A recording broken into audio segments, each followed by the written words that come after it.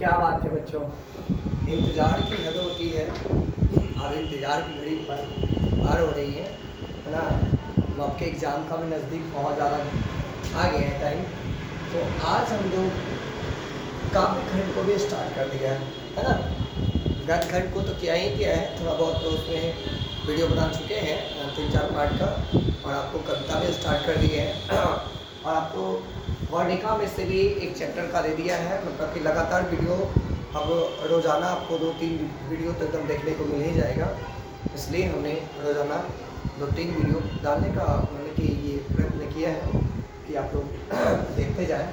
तो आज हम लोग जो स्टार्ट किए हैं लेखक परिचय चल रहे हैं। पहला काव्य खंड का पहला चैप्टर राम नाम बिनु वृद्धि जगी जन्मा। देखिए इसका अर्थ क्या होता है। राम नाम बिनु वृद्धि जगई जन्मा, इसका अर्थ होता है कि राम नाम के बिना अगर इस जीवन में हम लोग अगर जन्म लिए हैं तो बिल्कुल बेकार है ना। चलिए आगे सबसे पहले हम लोग लेखक परिचय ले लेते हैं। हम लोग लेखक परिचय को ले लेते हैं। ठीक है, सबसे पहले आइए देखिए राम नाम बिनु वृद्धि जगई जन्मा, इसके लेखक कौन है? गुरु नानक देव, गुरु नानक साहब है ना। इनके लेखक जो है वो गुरु नानक साहब है ना। इनका जन्म कब हुआ था और कहाँ हुआ था? इनका जन्म जो हुआ था 1469 में तालबंडी ग्राम जिला लाहौर में यानी कि नानकाना साहब के यहाँ है ना। ये अभी अगर फिलहाल में कहाँ पढ़ता है तो ये फिलहाल में अभी पाकिस्तान में पढ़ा है ना। अभी ये देखिए लाहौर का है पाकिस्तान है ना, लाहौर पाकिस्तान में। देखिए इनकी पिता का नाम क्या था? तो इनकी पिता का नाम कालू चंद्र खत्री और माता के नाम त्रिपता देवी।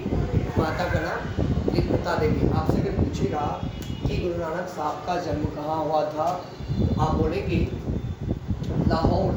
लाहौर यानी कि तालबंडी लाहौर है ना। ये भी फिलहाल पाकिस्तान में पड़ता है। अच्छा, इनके पापा का नाम इनके पिता के नाम क्या था? कालू चंद्र खत्री और माता के नाम त्रिपता देवी है ना। और इनकी पत्नी का नाम जो है सुलक्षणी देवी है ना। यहाँ पे कहा गया है कि गुरु नानक सिख धर्म के प्रवर्तक थे यानी कि गुरु नानक जी जो थे वह सिख धर्म के प्रवर्तक थे। ये प्रवर्तक का क्या अर्थ होता है? प्रवर्तक क्या होता है मुझे बता दीजिए। तो प्रवर्तक शब्द का जो अर्थ होता है यानी कि जिसका जन्मदाता हो उसी को प्रवर्तक कहा जाता है। गुरु गोविंद सिंह कहते हैं। गुरु नानक जी जो थे इस सिख धर्म को जन्म दिए थे ना। सिख धर्म को जन्म दिए थे यानी कि ऊपर के उठाए थे ना। सिख धर्म को जन्म यही दिए थे गुरु नानक जी, जिसको हम लोग गुरु नानक सिख धर्म का प्रवर्तक कहते हैं ना। ये हिंदू मुस्लिम दोनों की समान धार्मिक उपासना पर बल दिया था।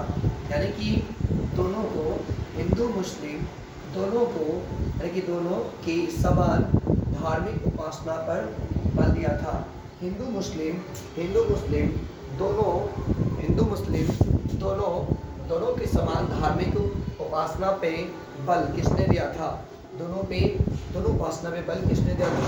तो गुरु नानक साहब ने। ठीक है, अगर आप अच्छे से इस कविता को अगर जान लेते हैं, इस कविता को आगे से जान लेते हैं अच्छे से, तो हम कहते हैं कि पूरा एक भी वीडियो आपसे मतलब कि वीडियो कहते हैं, अगर ये वीडियो अगर पूरा देख लेते हैं तो एक भी क्वेश्चन आपसे छूटने नहीं जा रहा है।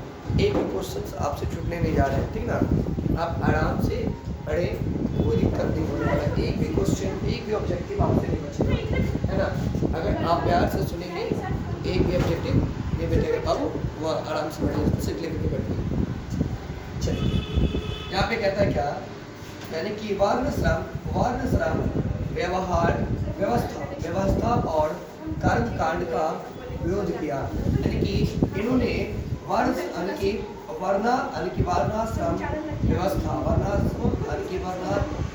वर्णाश्रम व्यवस्था और कर्म कांड का विरोध किया, यानी कि आपसे पूछिए कि वर्णाश्रम व्यवस्था और कर्म कांड का विरोध किसने किया, और कर्म कांड का विरोध किसने किया, तो जवाब एक ही रहेगा, जवाब एक ही रहेगा, जवाब एक ही रहेगा, गुरु नानक देव। क्या रहेगा? गुरु नानक देव। ओके, गुरु नानक देव। चलिए, इनका भक्ति कैसा था? गुरु नानक जी का भक्ति कैसा था? इनका भक्ति निर्गुण, ये निर्गुण भक्ति था। ये निर्गुण भक्ति क्या होता है ना?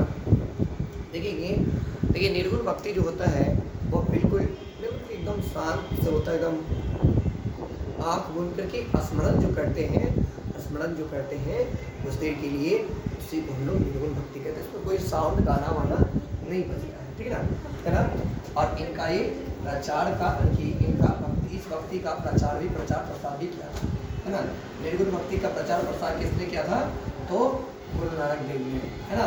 गुरु नानक देव का भक्ति कैसा था? तो निर्गुण था, है ना? अच्छा, वेरी गुड।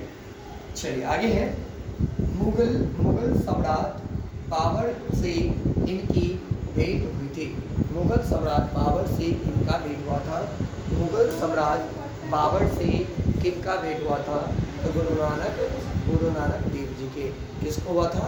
गुरु नानक देव जी के, है ना? गुरु नानक की भाषा यानी कि पंजाबी, हिंदी। देखिए गुरु नानक की जो भाषा जो थी वो पंजाबी, हिंदी ये दोनों बोला करते थे, और ये दोनों भाषाओं में कविता लिखा करते थे। गुरु नानक देव किस किस भाषा में कविता लिखा करते थे? तो किस किस भाषा में? तो पंजाबी और हिंदी दोनों में, पंजाबी और हिंदी दोनों में क्या करते थे ना?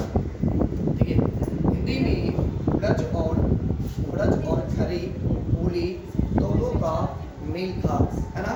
हिंदी में ब्रज और खड़ी बोली दोनों का मेल था ना, यानी कि गुरु नानक जी की जो थी, यानी कि हिंदी और खड़ी बोली, यानी कि खड़ी दोनों बोली में, यानी कि मेल था, दोनों बोली में मेल था, है ना? प्रेम भक्ति के प्रभावशाली मधुर गीत, यानी कि मधुर गीत पर, यानी कि मधुर गीत भी बोलते थे। इनकी कविता जो होती थी प्रेम भक्ति के प्रभावशाली मधुर गीत पे होते थे, है ना? आगे जाते हैं हम लोग। अब ये है आपका मेन वाला, ठीक है? अच्छे से एकदम देखिए।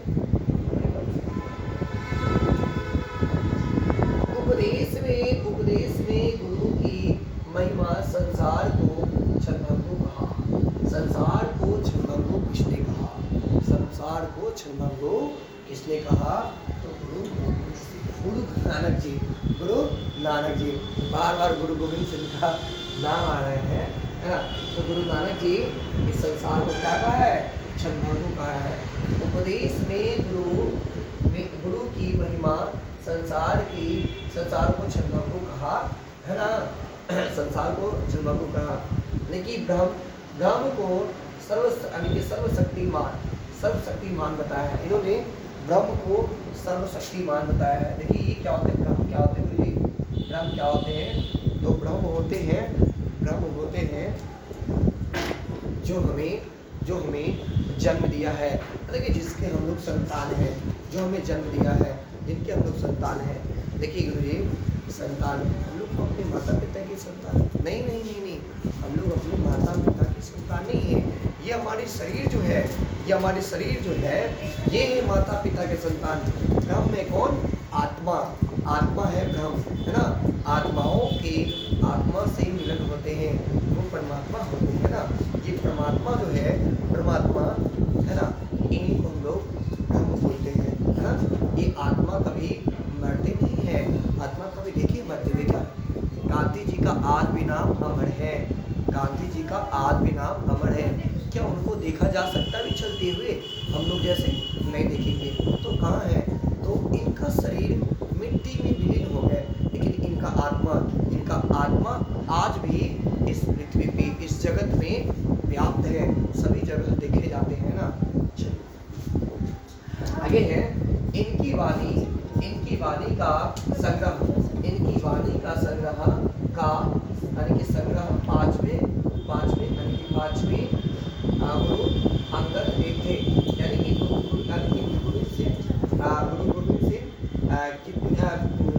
गोविंद सिंह सिखों का कितने गुरु थे, कितने गुरु थे, तो 5वें गुरु थे, 5वें गुरु थे, है ना, 5वें गुरु थे। और यहाँ पे कुल गुरु की संख्या कितनी, कुल गुरु कितने थे, तो 10 थे, कुल गुरु कितने थे, तो 10 थे। गुरु नानक साहब के समय में, गुरु नानक साहब के समय में महान महान व्यक्ति कौन थे, महान व्यक्ति कौन थे, तो कबीर दास जी। कौन थे, तो कबीर दास जी थे। ठीक है ना। 1604 में, 1604 ईस्वी में गुरु नानक गुरु ग्रंथ साहिब, गुरु नानक के गुरु ग्रंथ साहिब मतलब कि 1604 ईस्वी में गुरु ग्रंथ साहिब मतलब कि इन्होंने आया था, है ना। इनकी प्रमुख रचना जो है, इनकी प्रमुख रचना जो है, इनकी प्रमुख रचना है जपुती, जपुती, आशा दीवार, है ना, रहीरास और सोहिला यानी कि गुरु गोविंद सिंह का प्रमुख रचना जो है, यानी कि जपुती बहुत बार पूछा जा चुका है, और रहीरास, ये दोनों पे बहुत ज़्यादा ध्यान देने का चीज़ है। ठीक है ना। आगे है 1539 ईस्वी में, 1539 ईस्वी में वाहे कहते हुए प्राण त्याग दिए। गुरु गोविंद सिंह 1539 ईस्वी में वाहे गुरु कहते हुए, है ना, अपने प्राण को त्याग दिए। देखते हैं पंजाबी लोग आज भी क्या बोलते हैं, वाहे गुरु। देखिए उन्होंने मारने के समय भी वाहे गुरु, एक परमात्मा को नाम लेते हैं ना, परमात्मा को नाम लेते हैं। ये ऐसे ऐसे महान व्यक्ति हमारे भारतवर्ष में जन्मे थे। गांधी जी तो राम नाम कहते हुए मर गए थे।